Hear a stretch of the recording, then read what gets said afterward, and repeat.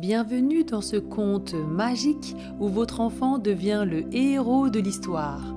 Avant de commencer notre belle aventure, j'ai 2 messages pour vous.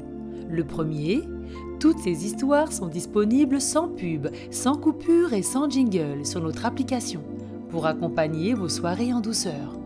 Le deuxième, pour prolonger la magie à la maison, vous pouvez découvrir notre boutique avec des articles doux, joyeux et pensés avec amour pour les petits moments du quotidien. Tous les liens sont sur notre blog familleetcoupleheureux.com ou dans la description. Et bien sûr, si ces histoires vous plaisent, vous pouvez vous abonner et laisser un pouce. Un abonnement et un pouce permettent à cette chaîne de continuer à grandir et à créer toujours plus de nouvelles histoires. Et maintenant, place à l'aventure.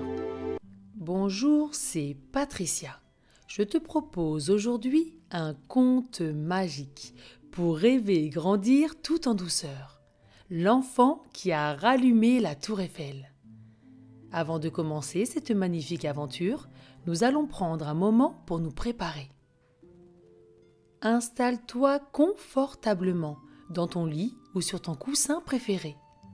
Tu peux t'asseoir ou t'allonger. Choisis la position qui te fait du bien. Quand tu es prêt, laisse doucement tes paupières se fermer si tu en as envie maintenant ou dès que tu en ressentiras le besoin. Respire tranquillement. Inspire profondément par le nez.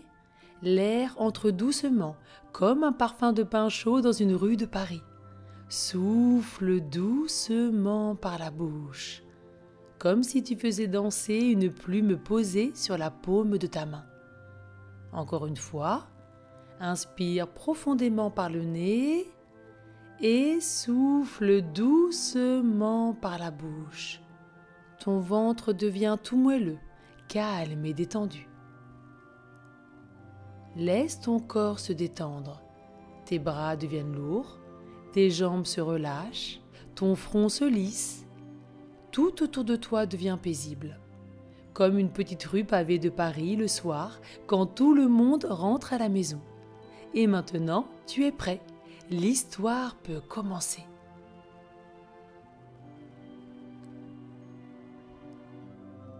Tu es à Paris pour quelques jours de vacances avec tes parents. Dès que tu es descendu du train, tu as senti que cette ville était différente. Les bruits, les odeurs, la lumière, tout semble avoir une histoire. Dans la rue, les clochers se dressent entre les immeubles, les balcons en fer forgé courent le long des façades, remplis de plantes en pot et de petits drapeaux qui dansent au vent. Les pavés anciens font un bruit unique sous les chaussures, un cloc-cloc doux et régulier. À chaque coin de rue, il y a un café. Les gens s'y installent sur de petites chaises en rotin, avec des tasses fumantes et des croissants beurrés. Tu entends des discussions tranquilles, des rires, des « Monsieur, l'addition s'il vous plaît » et le tintement des cuillères contre les tasses. Et partout, une lumière un peu dorée, comme si le soleil, même caché derrière les nuages, voulait rester accroché au toit.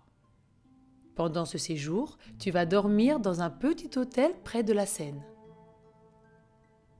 L'hôtel a une porte immense, tout en bois, un ascenseur qui grince un peu et la dame à l'accueil sent bon la lavande.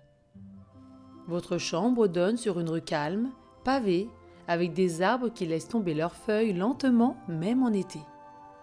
Et surtout, il y a une fenêtre avec une rambarde noire tout ouvragée.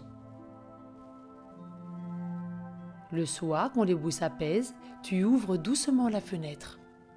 Dehors, les lampadaires s'allument un à un, dans un petit clic presque timide. La lumière est jaune, douce, un peu floue à travers l'air tiède. Et là, au loin, entre 2 toits, tu la vois. La tour Eiffel, majestueuse, immobile, éclairée comme un sapin de Noël très élégant, sans guirlande ni étoiles scintillantes, juste des lumières qui s'allument, s'éteignent, puis brillent à nouveau avec calme et fierté. Elle semble te regarder, elle aussi. Aujourd'hui, vous avez visité le Louvre avec ses galeries fraîches et ses tableaux géants. Tu as écouté un violoniste dans le métro, debout près d'une affiche déchirée, et ses notes couraient le long des rails comme des oiseaux pressés. Tu as mangé une crêpe au sucre délicieuse, juste en face de Notre-Dame, sur un banc encore tiède du soleil de l'après-midi. Le sucre croustillait un peu sous tes dents, et tu en avais plein les doigts. Que c'était bon! Et maintenant, le jour s'éloigne doucement, les rues deviennent dorées, les volets claquent ici et là, un vélo passe dans un bruissement doux, et toi, tu attends le soir, parce que ce soir, tu as une idée. Tu veux voir la tour Eiffel de plus près, pas juste en touriste, pas en prenant des photos ou en achetant une boule à neige. Tu veux beaucoup plus que cela. Tu veux la regarder en silence, t'approcher doucement et peut-être même l'entendre respirer. Tu demandes à tes parents si vous pouvez sortir un petit peu avant d'aller dormir. Ils se regardent puis sourient et acceptent avec grand plaisir. Une petite promenade avant de dormir, c'est une très bonne idée. Et puis, l'hôtel n'est pas loin. Tu enfiles ton petit blouson et vous voilà partis dans la nuit parisienne. La balade commence dans les ruelles calmes du 7e arrondissement, l'un des quartiers les plus élégants de la ville. C'est ici que l'on trouve les ambassades, les musées et bien sûr la tour Eiffel. Les réverbères dorés s'alignent comme des sentinelles et dessinent des ombres douces sur les trottoirs gris clair. L'air sent le bitume tiède, les tilleuls et un peu de pain chaud du boulanger qui termine sa dernière fournée. Un chat gris traverse la rue, la queue bien haute. Une dame à vélo, les cheveux relevés sous un casque à pois, pédale en silence. Et dans un appartement au 3e étage, une fenêtre est ouverte. Tu entends une mélodie de saxophone, lente et pleine de secrets, qui descend doucement jusqu'à vous. Paris chuchote, Paris veille. Tu observes tout autour de toi, fasciné et émerveillé. Tu lèves les yeux. Elle est là, la tour Eiffel, de tout près, majestueuse, silencieuse, immobile. Et pourtant, tu as l'impression qu'elle te voit arriver. Tu lèves la tête, elle semble toucher le ciel. Les nuages passent lentement, comme s'ils faisaient de la place pour elle. Soudain, quelque chose te fait froncer les sourcils. Tu observes encore un peu plus et tu fais remarquer à tes parents qu'il manque une lumière tout en haut de la tour Eiffel. Tes parents regardent attentivement à leur tour et en effet, tout en haut, sur l'un des piliers, une lumière est éteinte. Juste une, mais ça a suffi pour que tu la remarques. Ton papa hausse les épaules en disant que cela doit être une ampoule grillée. Tu ne réponds pas tout de suite. Tu regardes encore, plus attentivement. Et puis tu murmures comme pour toi-même. Ou un mystère. Vous continuez d'avancer jusqu'à un petit banc en bois légèrement arrondi et vous vous asseyez. Tes parents commencent à discuter tranquillement de la journée, mais toi, tu n'as pas fini d'observer. Tu regardes les étages de la tour, les poutres métalliques, les ascenseurs rouges, les escaliers qui serpentent. Et là, tu vois quelque chose. Une silhouette tout en haut. Elle bouge pas très vite, juste assez pour être étrange. Et puis, tu entends un bruit métallique presque régulier. Cling, cling, cling. Tu penches la tête et fronces les sourcils.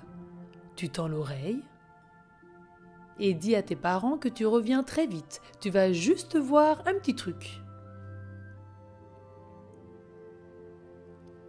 Tu t'approches doucement de la tour, le cœur rempli de curiosité et d'aventure. Elle est encore plus immense vue d'ici, avec ses pieds d'acier plantés dans le sol comme les racines d'un géant. Près d'un petit escalier en fer, un gardien en uniforme bleu marine t'attend, les mains dans le dos. Son képi est légèrement de travers et lui donne un air bienveillant. Il te dit d'une voix remplie de joie « Bonsoir, jeune explorateur ». Tu lui réponds bonsoir et lui demandes si lui aussi il a entendu le bruit tout là-haut. Le gardien te regarde avec surprise, puis ses yeux pétillent et il te dit que tu as vraiment l'ouïe très fine. Il y a en effet un technicien qui est monté tout à l'heure pour vérifier un dysfonctionnement. Et il tarde à redescendre. Une lumière tout en haut s'est éteinte et ce n'est pas normal. Il s'approche un peu, baisse la voix comme s'il te confiait un secret. Puis, il te demande si tu veux monter jusqu'au 2e étage avec lui. Vous n'irez pas jusqu'en haut, mais la vue du 2e étage est magnifique. Tu te retournes, inquiet à l'idée de t'éloigner. Tu appelles tes parents qui te rejoignent, leur demandes la permission de monter avec le gardien. Tes parents discutent avec lui. Tu es entre de bonnes mains. Ils acceptent et retournent s'asseoir. Un grand sourire illumine ton visage.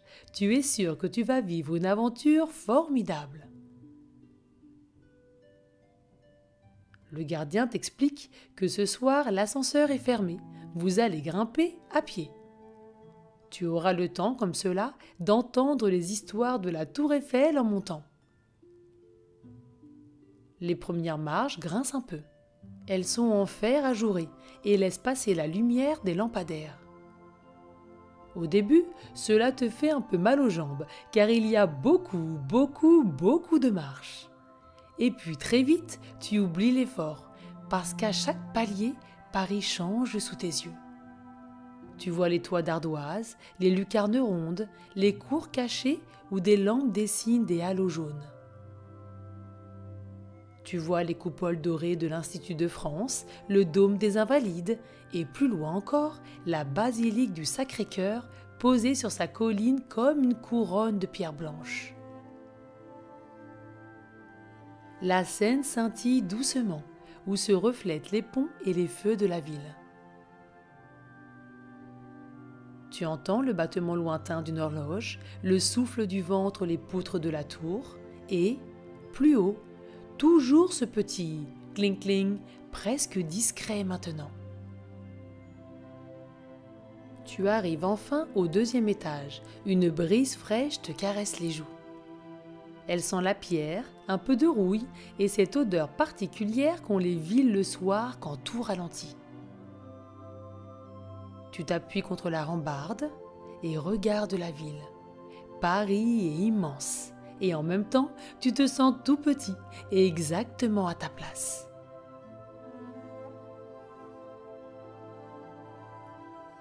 Le gardien te fait un signe de la main et t'indique une petite trappe métallique cachée derrière une rambarde. Elle est basse, un peu rouillée et on dirait presque une porte secrète. Il t'indique que le technicien est là-dedans. Il vérifie les câbles. Et il te demande si tu veux lui dire bonjour. Tu acceptes avec grand plaisir. Tu t'approches, te baisses un peu et tu pousses doucement la trappe. Elle s'ouvre avec un claque discret. À l'intérieur, une lumière blanche éclaire une petite pièce pleine de fils, de plans accrochés, de caisses d'outils et d'ampoules soigneusement rangées dans des boîtes transparentes. Et là, en plein milieu, il y a le technicien assis en tailleur sur un tapis en mousse qui regarde un grand schéma, les cheveux en bataille, une lampe frontale tordue sur la tête et des lunettes un peu de travers. Tu l'entends grogner que c'est vraiment le bazar, tous les fils sont emmêlés. Il gratte un plan avec un crayon à papier mâchouillé, entoure un symbole, efface, recommence, puis lève la tête en t'apercevant. Il te regarde et te dit en souriant « Enfin du renfort, il en a bien besoin ». Il a les mains dans le jus et cette lumière lui fait des caprices. Elle s'éteint, elle clignote, elle boude, on dirait qu'elle a un caractère. Tu souris, regardes autour de toi, il y a des fils partout, des fils colorés, rouges, jaunes, verts, qui s'entrelacent comme des spaghettis électriques. Des petites ampoules à visser, à clipser, à tester, et des outils, tournevis, pinces, gants, gaffes aigris, tous bien alignés sur une serviette pliée. Tu ne comprends pas tout, mais un bouton attire ton attention. Un petit cercle lumineux qui clignote doucement, en orange. Tu le désignes du doigt et demandes au technicien qu'est-ce que cela fait s'il appuie sur ce bouton. Le technicien cligne des yeux, s'approche du bouton, puis te regarde avec un sourire malicieux. C'est exactement ce qu'il allait faire, tu lis dans ses pensées. Il appuie doucement sur le bouton. Clac! Un silence, puis, une seconde plus tard, là-haut, tout en haut de la tour Eiffel, la lumière s'allume. D'abord un scintillement, comme une étincelle timide, puis une brillance nette, claire, fière. La tour Eiffel est complète. Il ne manque plus aucune lumière, plus une faille. Tu regardes par la fenêtre ronde de la trappe. Elle brille dans la nuit, forte et paisible. Elle a repris sa place dans le ciel de Paris. Le technicien t'applaudit doucement et te dit d'une voix remplie de bonheur « Mission accomplie ». Pour ta bravoure, ton œil de lynx et ton excellente suggestion, il a un cadeau pour toi. Il fouille dans une boîte et en sort un petit autocollant brillant, en forme de tour Eiffel souriante, avec des bras, des yeux malicieux et un casque de chantier vissé sur la tête.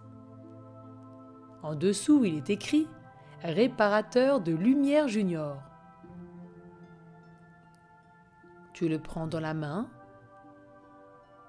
et le regardes longtemps, un grand sourire sur le visage.